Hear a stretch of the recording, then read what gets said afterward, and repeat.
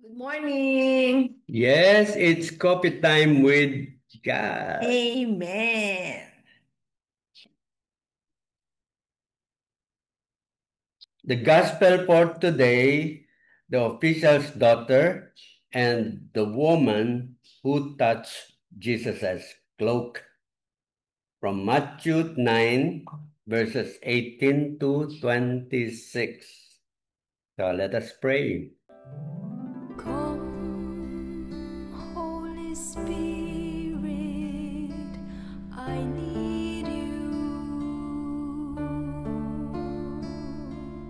Come, Holy Spirit, I pray.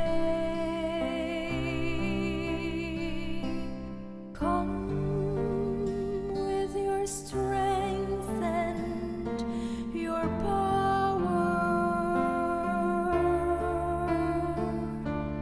Come in your own special way.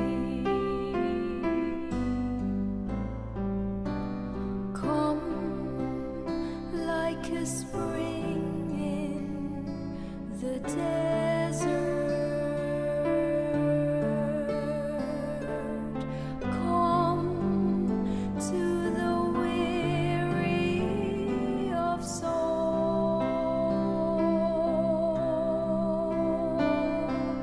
Oh, let your sweet healing power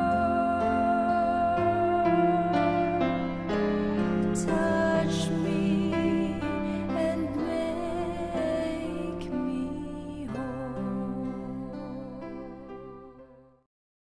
A reading from the Holy Gospel according to Matthew. A demoniac who could not speak was brought to Jesus, and when the demon was driven out, the mute man spoke. The crowds were amazed and said, "Nothing like this has ever been seen in Israel." But the Pharisees said, "He drives out demons by the prince of demons."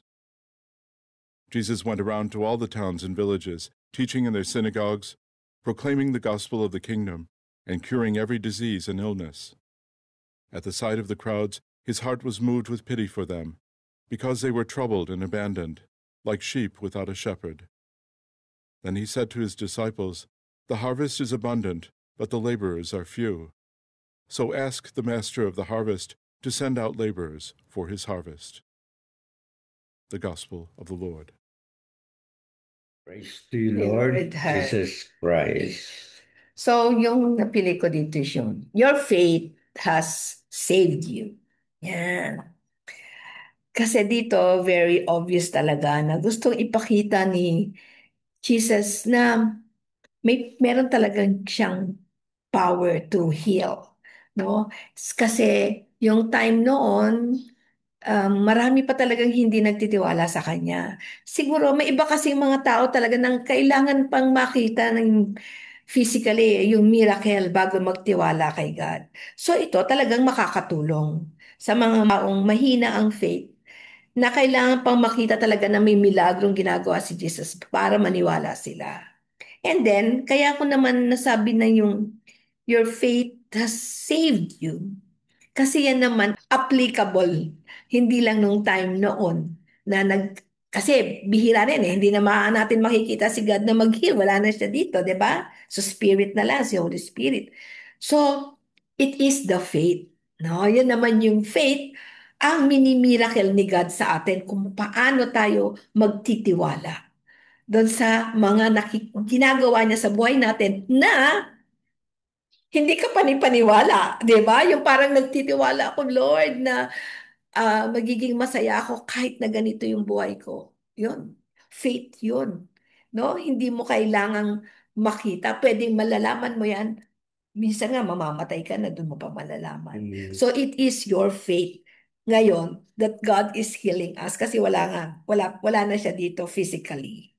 Yan yung sa akin. Parang sinasabi mo, faith is equivalent to trust. Yes, correct. Or ano yan, talagang hand in hand. They go hand Amen. in hand. Mm. Ayan. Sa akin, faith din sa akin. Faith. Mhm. Pero dito kasi, ang nakita ko, yung faith, Powerful talaga yun kasi umpisa pa lang, yung sabi nung woman na mahawakan ko lang yung ano niya, yung tassel niya, yung cloak niya, ay gagaling na ako. Doon pa lang, pagkakasabi niya noon, nagsalita na ang ating Panginoon, Your faith has saved you. Yes. Tapos gumaling na agad talaga. Yung Roman official, talaga may effort siya. Pinuntahan niya talaga si Jesus. Hindi na niya hinintay na dumating. Pero magbiyahe pa si Jesus. Maglalakad pa na malayo-layo. So yung paglalakad niyang yun, may nadaanan si Jesus, inaasikaso niya di ba? So may delay. Yun ang yung delay na yun. Pagdating ni Jesus, patay na yung yung anak niya. And dito naman, pinakita ni Jesus din na walang problema yung delay na yan because I have the power. Nga sabi niya, natutulog lang yan, hindi yan patay. Di ba? So, nung hinawakan niya at buhay na buhay. So, ito talaga, ang kuha natin dito, it is really our faith that will make things happen. Yeah. Yon. Ang maganda doon na na-pick up is yung power ng pagkakaroon ng faith.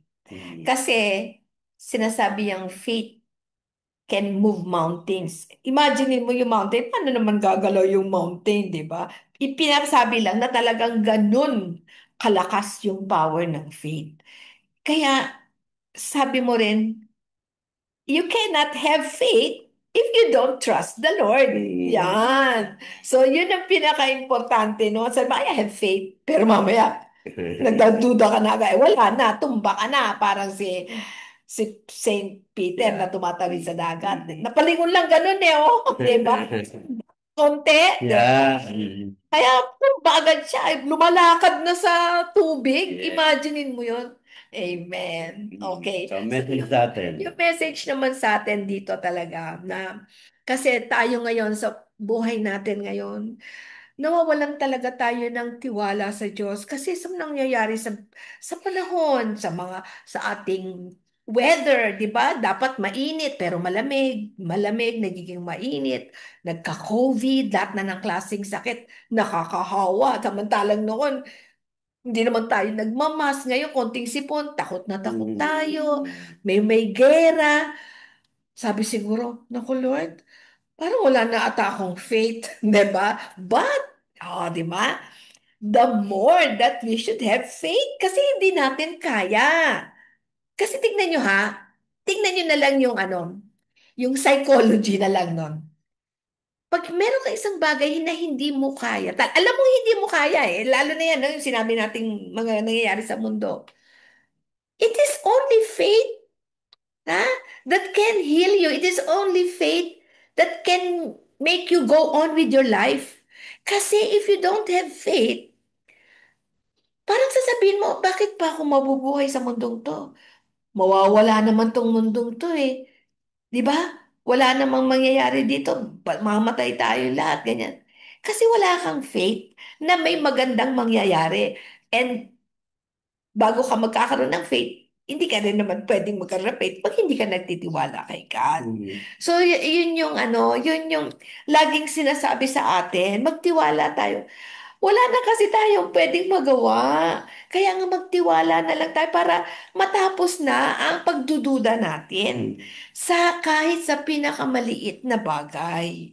At saka kasi, pagka nag-trust ka kay God, ang laki na ng faith mo. It's either yung gusto mo ang mangyayari o hindi yung gusto mo.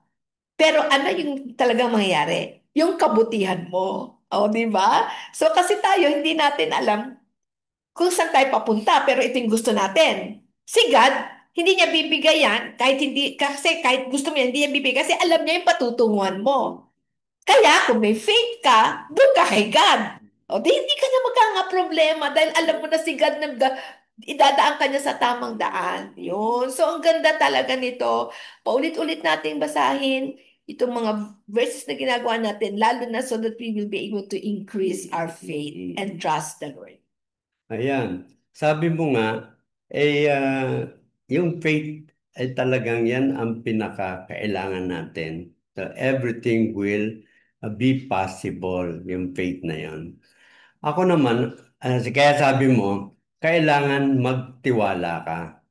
So Yeah. you have to trust God, yung puno ng tiwala. So sa sa akin kasi, ang mensahe ngayon lumalabas sa atin, tama yung faith, yung pagtitiwala. Pero yan, ako naniniwala ako na si God, ano siya talagang parang sinasabi sa atin, gusto ko kayo magkaroon ng malakas na paniniwala, pananampalataya sa akin, sa aking kakayahan, sa aking intensyon para sa inyo. Parang ganon, di ba? Now, andyan na yan. Nandyan na yan. It is all available, sinners and saints. But it is up for you to respond. Mm-mm. Ibig sabihin, how will you respond? Respond now na ang faith mo ay talagang lumakas. Ako ang na-realize ko dun sa gospel na yan. Yung response na yan, nag-uumpisa yan dun sa iyong parang yung matinding pangangailangan. When you really feel the need, parang serious and urgent, extreme need. Doon talaga, parang yun ang pinaka-basic na makikita natin where we will really desire na sana may faith ako. Lord, yon. Di ba talagang tumatawag ka na kahit nga yung mga kriminal pag tagal-tagal, tumatawag na sa ating Panginoon. It takes that opportunity. After that, sana talagang yung desire na yon hindi na mawala sa atin. Now, paano yon? So, from that time on, total nagawa mo na minsan na yung sobrang desire mo to have faith in God at sa Kanya talaga lalapit. Always be reminded na nung ako ay nagkaroon ng talagang sobrang seryosong situation, halos talagang wala ng pag-asa, I called you Lord, di ba? And ngayon, nalampasan ko na yon. So always remind yourself na talagang totoo yung pangako ng ating Panginoon. Our God is faithful. Kaya nga, kahit naman magsimula ka ron sa mga maliliit na pangyayari, nagkaroon ka ng problema, nalampasan mo, be reminded that God is the one who saved you. Si God ang kumilos para sa iyo. Kaya huwag kayong maniniwala sa mga swerte o malas. Everything is done by God. Yun ang lahat ng magaganda nangyayari sa atin, it is God who acted on it. Yeah. Yung kamalasan, it is our choices. Yan, yung choice mo yan eh. Ikaw ang may gusto niyan eh. Kunyari na mo problema ka sa pera. Naku, alam ni Lord yun, nagdadasal ka, Lord, kailangan ko kunyari ng 100 pesos o 200 pesos, ganyan. Meron akong bibilin, kunyari ulam ha, siyempre importante ulam. Tapos may nagbigay sa'yo, lagpas pa sa 200 pesos. O di meron ka na. Dapat yung tumigil ka na. Lord, thank you. Biruin mo, kailangan ko ng 200, 500 pa binigay mo sa akin, di ba? O di, tuwan-tuwa ka. You stop there. Mag-praise God. O ngayon, ang gagawin mo ngayon, kasi choice mo yan eh, gagawin mo, ay meron ako. Mag-isip ka na naman ng ibang problema. Dapat you live by the day. Doon ka na ngayon mag-dwell sa sinagot ni God sa iyo na binigyan ka ng ganito. Di ba, ang dami mong problema, no? Sinagot niya yung isa doon sa araw na yon. Magpasalamat ka na. Thank you. Ikaw na bahala doon sa iba. You stop. Hindi yung binigyan ka na ni Lord tapos mag-iisip ka na naman ng ibang problema. Hindi less. Asa na yung grasya mo na nagpapasalamat ka kay God na binigay niya para hindi ka satisfied sa binigay ni God sa iyo. At biruin mo yun out of nowhere may magbibigay sa iyo ng kung ano man yon ng pangangailangan mo. No, doon ka mag-dwell sa binigay sa iyo, hindi yung hindi pa binibigay sa iyo ni God. Kasi nasagot na yung isa eh. Tama na muna yun. Mahiya naman tayo kay God. Sobra-sobra na nga yung buhay nga natin eh. Araw-araw binibigay niya tayo ng good health kahit pa paano, di ba? Naaalala ba natin magpasalamat doon? Tapos ngayon binigyan ka kunyari ng pangangailangan mo, ng pera kasi kunyari Yeah. yun ang kailangan mo. Magpasalamat ka kasi out of nowhere, hindi ka humihingi, hindi ka ano, biglang nagkaroon ka. Mm. Tapos ngayon, mamumroblema ka na naman. Pasalamat ka muna doon. Mm. 'Di ba? Yung pala yung ano, Ha? yung pala yung tamang dapat maging habit mo. Lagi ka magpapasalamat every Yes. time you receive a blessing from God. Gaano kaliit? Walang swerte-swerte. It is always a blessing from God. May Yan. nagsabi nga sa akin, Nagpasalamat. pagising niya talagang, Lord, thank you, boy pa ako. Yung mga Yeah. ganon, 'di ba? Mm. That is the little things na makabawi man lang tayo kay Lord. Mm. Dahil wala naman tayong mabibigay sa Kanya. Mm. No, yung pagpapasalamat lang.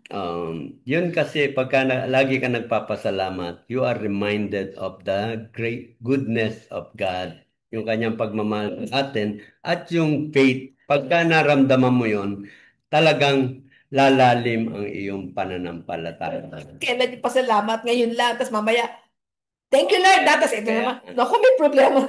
Kaya nga hindi po, even the small things. Tama ka ron. Ikaw yung ano, no, pumipili na para maging ganyan ka eh. Yes, Maging yes. malungkot ka at magkasakit ka. No, wag na. Okay. Wag na. So, yun ang Okay. kuha natin ngayon. We need to desire to have Yes, that desire. faith. Correct. Kailangan i-desire mo muna para bigyan ka ng grasya na umano yung faith mo, Para lumaki yan manatili yung desire na yun, be grateful at all time. at all Yes. times. Yan, whatever it is. Okay. Okay, see you tomorrow here Yeah. in Coffee Time with With God. God. Amen.